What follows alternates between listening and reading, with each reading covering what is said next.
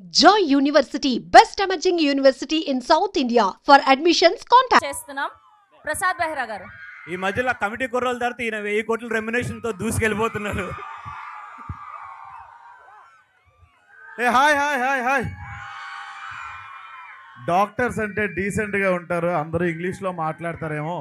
మా నిహారిక ఇంగ్లీష్లో చెదగొట్టేస్తుంది.